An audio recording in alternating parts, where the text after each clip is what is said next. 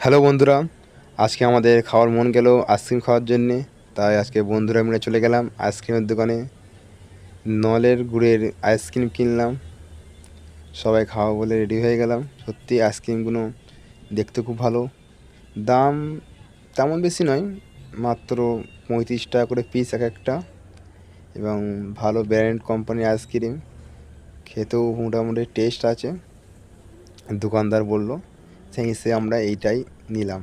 এবার দেখা যাক আমরা খেয়ে কেমন লাগে টেস্ট, তারপর আপনাদের জানাবো। আমাদের আক্তার ভাই আইসক্রিমটা সিলটা কেটে নিল, আইসক্রিমটা খুলছে। না সত্যি দেখতেও সুন্দর ভালো।